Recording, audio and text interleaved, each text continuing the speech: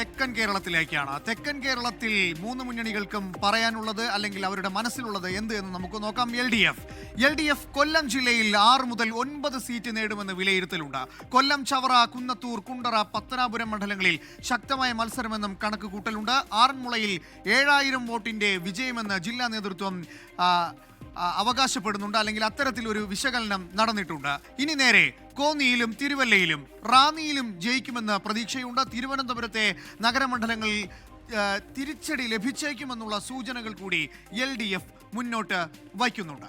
ഇനി UDF ക്യാമ്പിലേക്ക് നമ്മൾ പോയി കഴിഞ്ഞാൽ UDF ക്യാമ്പിൽ പത്തനംതിട്ടയിൽ ക്ലീൻ സ്വീപ്പ് പ്രതീക്ഷ, കൊല്ലത്തും തിരുവനന്തപുരത്തും അട്ടിമറി വിജയങ്ങൾ നടത്തുമെന്ന കണക്കുകൂട്ടൽ UDFിനുണ്ട്.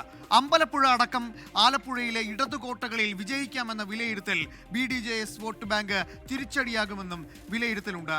അത്തരത്തിലാണ് UDF ക്യാമ്പിന്റെ വിലയിരുത്തലുകൾ. NDA ക്യാമ്പിലേക്ക് പോയി കഴിഞ്ഞാൽ ചെങ്ങന്നൂരും ചാത്തന്നൂരും ശക്തി പ്രകടനം നടത്താൻ സാധിക്കുമെന്ന് വിലയിരുത്തലുണ്ട്.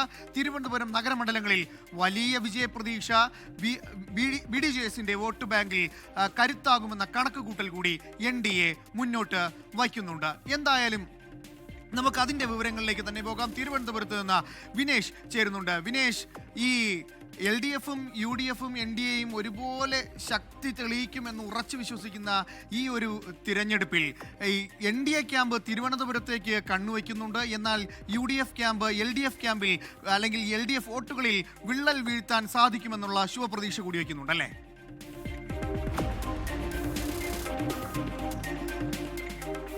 അനൂപ്, 2016-ലെയും 2021-ലെയും ഒരു സാഹചര്യമല്ല ഇപ്പോൾ നമുക്ക് ഫീൽഡിൽ നിന്ന് അറിയാൻ കഴിയുന്നത്. ഒപ്പം തന്നെ UDF, LDF, NDA മുന്നണികളുടെ അവകാശവാദവും കൂടെ പരിശോധിക്കുമ്പോൾ ചിത്രം കുറച്ചുകൂടെ മാറും എന്ന് തന്നെ നമുക്ക് പറയേണ്ടിയിരിക്കുന്നു.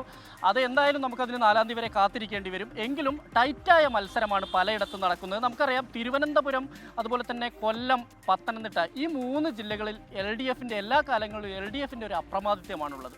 എന്നാൽ അതിൽ ഇത്തവണ തകർച്ചയുണ്ടാവും എന്ന് തന്നെയാണ് UDF കേന്ദ്രങ്ങൾ പറയുന്നത്. പക്ഷേ LDF ഇപ്പോഴും ആത്മവിശ്വാസത്തിലാണ്. ഈ സ്ഥലങ്ങളെല്ലാം അതേ നിലനിർത്തി മുന്നോട്ട് കൊണ്ടുപോകാൻ കഴിയും എന്ന് തന്നെയാണ് LDF പറയുന്നത്. നമുക്കറിയാം, തിരുവനന്തപുരത്തേക്ക് എടുത്തു കഴിയുമ്പോൾ 14 സീറ്റുകളുള്ളത്. ഇവിടെ കോവളത്ത് മാത്രമാണ് UDFിന് ജയിക്കാൻ കഴിഞ്ഞിട്ടുള്ളത് 2021-ലെ തെരഞ്ഞെടുപ്പിൽ. എന്നാൽ ഇത്തവണ ഇപ്പോൾ ഈ ആദ്യഘട്ടത്തിലെ തെരഞ്ഞെടുപ്പ് പ്രചാരണ സമയത്തെല്ലാം തന്നെ ഏറെക്കുറെ LDF തന്നെയായിരുന്നു മുമ്പിൽ. കാരണം സ്ഥാനാർത്ഥികളെ നിർണ്ണയിച്ച സമയത്തും UDF സ്ഥാനാർത്ഥികളായിരുന്നില്ല പല സ്ഥലങ്ങളിലും. എന്നാൽ ഇപ്പോൾ അവസാന ഘട്ടത്തിലേക്ക് എത്തിയപ്പോഴത്തേക്ക് ടൈറ്റ് മത്സരം തന്നെയാണ് കാണാൻ കഴിഞ്ഞത്. ഈ 14 നിയോജക മണ്ഡലങ്ങളിൽ എടുത്തു നോക്കിക്കഴിഞ്ഞാൽ 9 നമുക്ക് വലിയ ടൈറ്റായ മത്സരം തന്നെയാണ് നടക്കുന്നത്.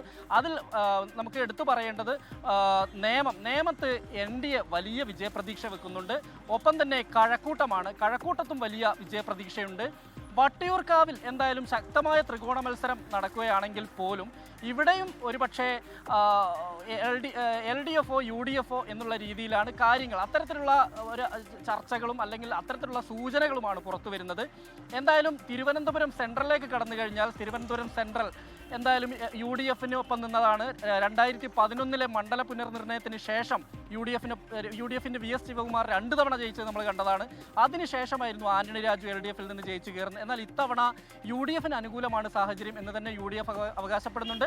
എന്നാൽ LDFിൻ്റെ സുധീർ കരമന ഇന്നലെ 24-നോട് സംസാരിച്ചപ്പോൾ അദ്ദേഹം പറഞ്ഞു വലിയ ആത്മവിശ്വാസമുണ്ട് എന്ന് അദ്ദേഹം പറയുന്നുണ്ട്. വിനേഷ്, അത് തന്നെയാണ്. തിരുവനന്തപുരത്ത് ഒരു ത്രികോണ മത്സരം നടക്കുന്ന പല മണ്ഡലങ്ങളിലുണ്ടെങ്കിലും നമ്മളിപ്പോൾ ഈ UDFിൻ്റെ ആത്മവിശ്വാസത്തിൽ അമ്പലപ്പുഴ അടക്കം ആലപ്പുഴയിലെ ഇടതുകോട്ടുകളിൽ വിജയിക്കാമെന്ന ഒരു വിലയിരുത്തൽ അവർ പറഞ്ഞിട്ടുണ്ട്. അതായത് സുധാകരൻ CPIഎമ്മിൽ നിന്നും പടിയിറങ്ങി സ്വതന്ത്രനായി UDF പിന്തുണയോടുകൂടി അമ്പലപ്പുഴയിൽ മത്സരിക്കുമ്പോൾ സുധാകരനെ അടക്കം വിജയിപ്പിച്ചെടുക്കാൻ സാധിക്കുമെന്നൊരു കോൺഫിഡൻസ് UDF ക്യാമ്പ് മുന്നോട്ട് വയ്ക്കുന്നുണ്ട്.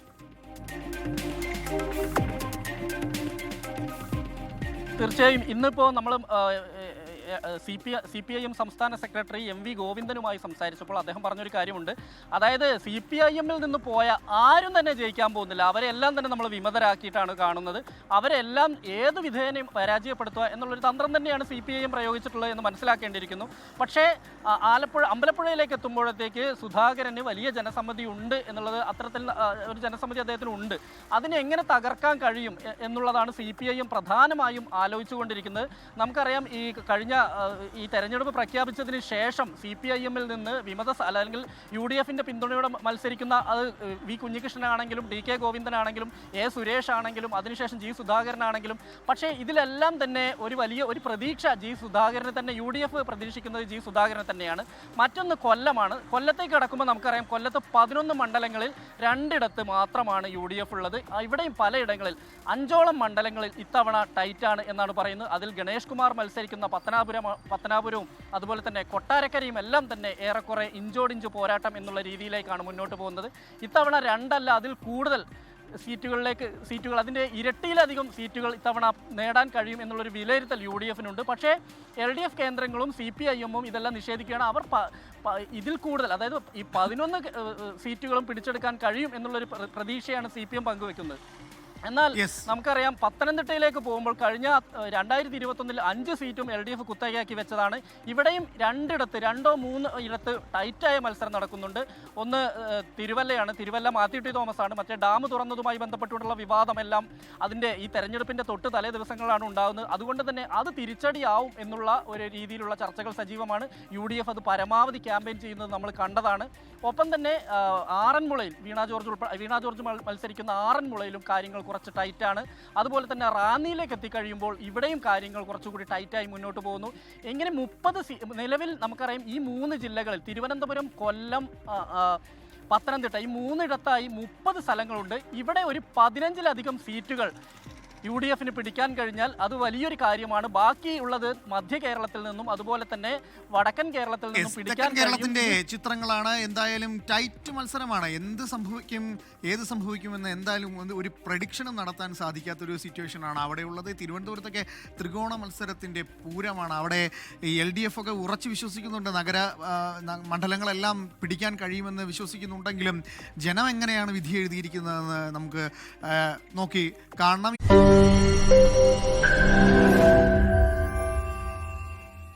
ലോകത്തെവിടെയായാലും ഏത് സമയത്തും 24 വാർത്തകളും ഓഗ്മെന്റഡ് റിയാലിറ്റി പാക്കേജുകളും എക്സ്പ്ലെയിനറുകളും വിശദമായി കാണാൻ ഞങ്ങളുടെ YouTube ചാനൽ നിങ്ങൾക്ക് സബ്സ്ക്രൈബ് ചെയ്യാം.